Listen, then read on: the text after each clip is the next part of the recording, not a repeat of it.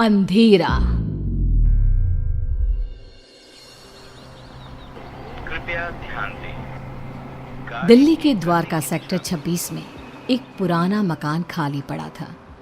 आसपास के लोगों का कहना था कि 5 साल पहले मकान में रहने वाला खुराना परिवार रातों रात अचानक गायब हो गया और फिर कभी कोई उस घर में रहने नहीं आया।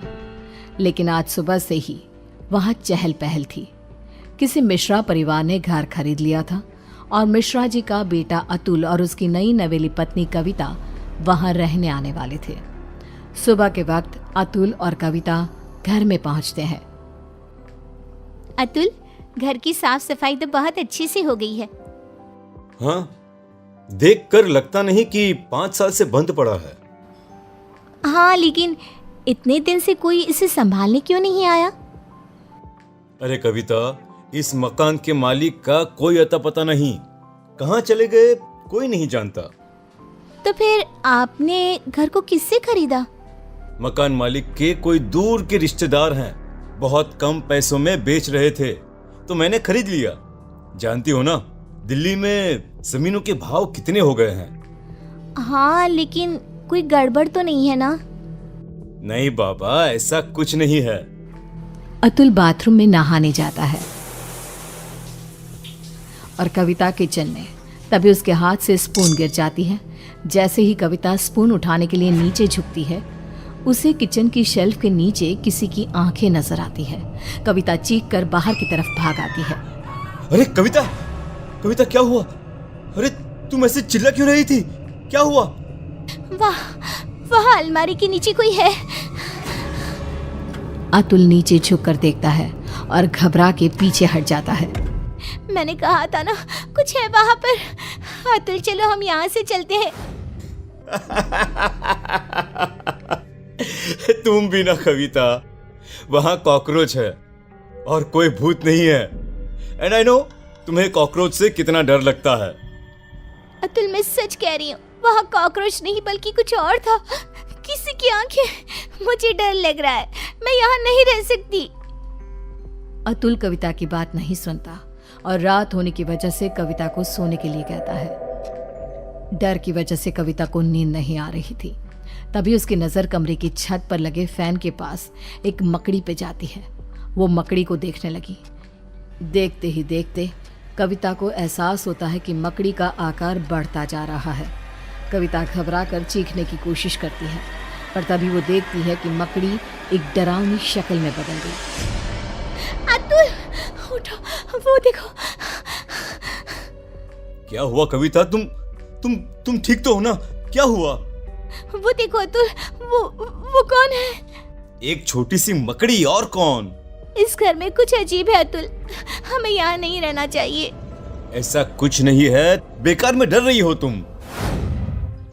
अगली सुबह ब्रेकफास्ट के टाइम पर। कविता, आज मैं ब्रेकफास्ट नहीं कर पाऊंगा, मुझे बहुत देर हो गई है। प्लीज अतुल, कुछ तो खा लो। देखो, मैंने नाश्ता टेबल पर लगा दिया है। प्लीज कविता, तुम फ्रिज में रख दो, मैं निकाल कर खा लूंगा शाम को, ठीक है? Okay, bye. अतुल ऑफिस चला जाता है और कविता किचन में काम करके जैसे ही बाहर निकलती है तो देखती है कि डाइनिंग टेबल पर एक बुजुर्ग औरत और एक आदमी बैठ के ब्रेकफास्ट कर रहे थे। कविता ये देखकर खौफ से भर जाती है। कौन है आप लोग और यहाँ क्या कर रहे हैं? अतुल, बचाओ। क्यों डर रही हो बेटा? मैं इस घर का मालिक हूँ, रंजीत खुराना। और मैं इनकी बीवी रमनदीप खुराना। लेकिन आप लोग तो गायब।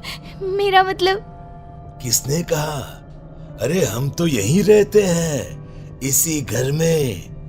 वो देखो, हमारे कपड़े, सारा सामान सब तो है।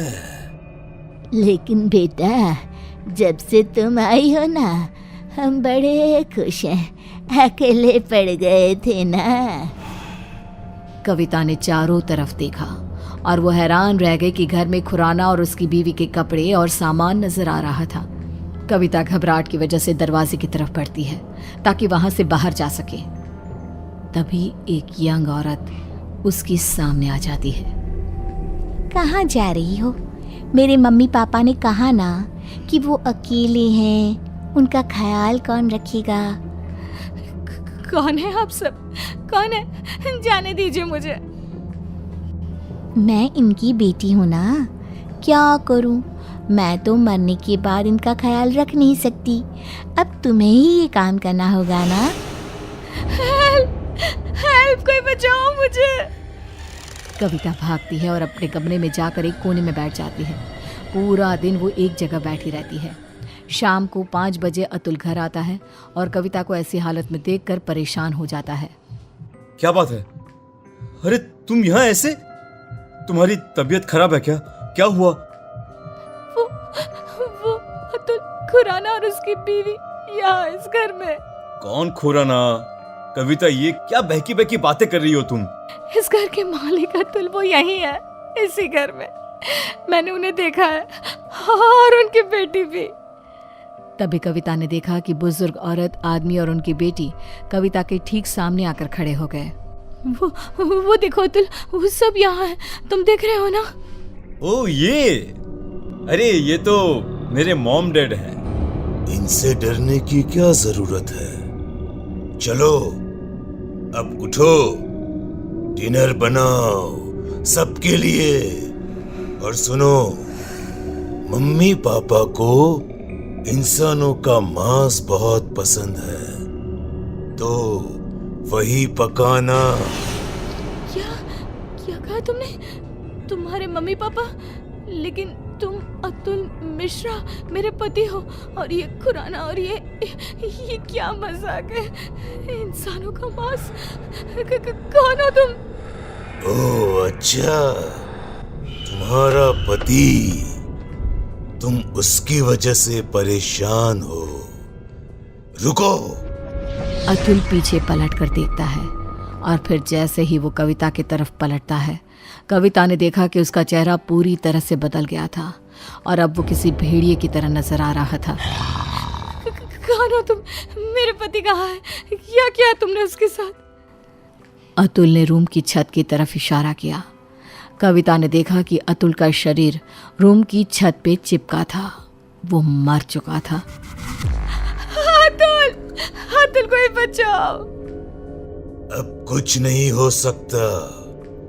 जानती हो, ऐसे ही उस रात हम सबको मार के छत पे लटका दिया गया था। क्या गलती थी हमारी और मेरे परिवार की? यही इसी फैन के पीछे हमारी डेड बॉडी छुपा दी गई, फॉल सीलिंग करवा के, ताकि किसी को पता ना चले। हम सब यहाँ कैद हैं। लेकिन तुमने मेरे पति को क्यों मारा? उससे तो मरना ही था, क्योंकि उसके बाप ने, जो कि एक कॉन्ट्रैक्टर है, इस घर को हड़पने के लिए ये सारा खेल रचाया था। उसकी सजा तो मिलनी ही थी। मुझे जाने दो। मैंने तुम्हारा क्या बिगाड़ा? नहीं, अब तुम हमेशा के लिए यहाँ कैद हो। हमारी भूखी तड़पती आत्मा को संतुष्टि करने के लिए एक जिंदा इंसान का इस घर में होना जरूरी है। और अब से ये काम तुम करोगी। किसी को पता नहीं चलेगा कि तुम कभी यहाँ आई भी थी।